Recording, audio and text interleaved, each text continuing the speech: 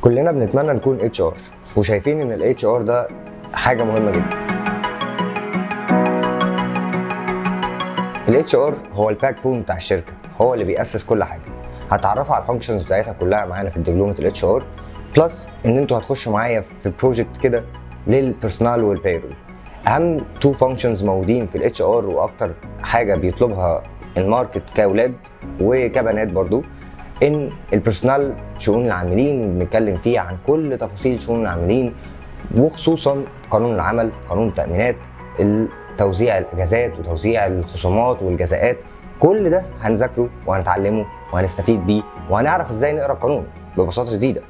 مع كده هناخد حاجه تكنيكال في الاكسل، منها ان احنا نضيف لنفسنا سموث بروسيس في البيرسونال، ونسهل على نفسنا لما نتعلم كمان البيرول ان احنا ازاي نسلم الريبورت من البيرسونال للبيرول ونجمعهم الاثنين مع بعض في الشغل بتاعنا.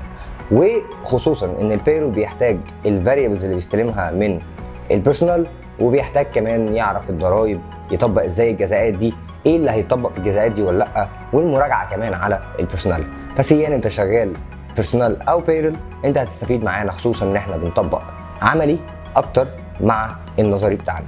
والاتش ار عموما في البروسيس دي او البيرول البيرسونال عموما بيبقى متقسم حاجتين: 70% عملي تكنيكال على الاكسل وبنطبق مع بعض، ومن 30% ل 35% مثلا براكتيكال، او نشوف الحاجات الثيوريتيكالز اللي احنا هنتكلم فيها ونشوف البروسيس بتاعته هتبقى ماشيه ازاي. معاكم محمد حمزاوي، ساب كونسلتنت في ماجد الفطيم، and 3 years to 5 years HR Personnel and Payrolls في ماجد الفطيم، قبلهم جهينة، قبلهم اوبو، قبلهم تمويلي.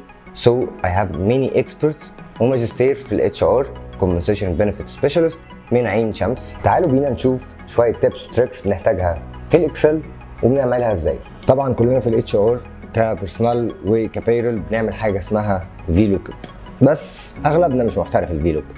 ليه؟ لان احنا بنضطر نعملها واحدة واحدة واحدة بكولم اندكس نمبر، ونقعد نغير في الكولم اندكس نمبر.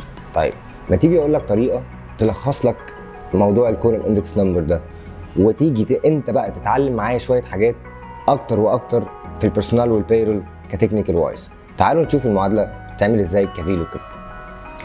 هنيجي هنا عند خانه نقول له في لوك اب، احنا عايزين لوك اب فاليو، فهو الاي دي بالنسبه لنا، وهندوس اف 4 3 مرات كوما التيبل اري بتاعي. هرجع للداتابيز بتاعتي وهاخد من اول الاي دي لحد الاخر. جميل، وما يهمنيش كولم اندكس نمبر، ومش هقعد اعد كولم اندكس نمبر. طيب وهدوس اف 4 عشان اثبت الاري بتاعي. طيب لما نيجي بقى عند الكولم اندكس نمبر هنعمل ايه؟ هنعمل معادله اسمها ماتش. ماتش بتطلب مني ايه؟ لوك اب فاليو. انا المره دي هخلي ماتش تعد لي الهيدرز. يعني ايه؟ انا مثلا عايز الانجليش نيم، حلو، وهثبت مرتين عشان اثبت الرو، كوما اللوك اب اري بتاعي فين؟ اللوك اب اري بتاعي هيبقى كل الهيدرز اللي جوه الاري بتاع الفي لوك اب، فبالتالي هاخد من اول بي 1 لاي سي 1.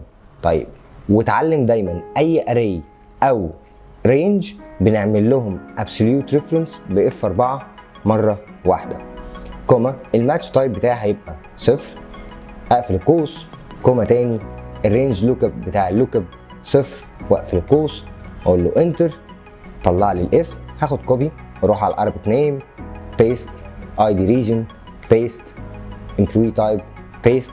فبالتالي نقلت الداتا كلها من غير ما اقعد اعد واعمل في لوك اب اكتر من مره. انا اتشرفت بيكم محمد حمزاوي، اتمنى اشوفكم معايا في كورس البيرول والبيرسونال.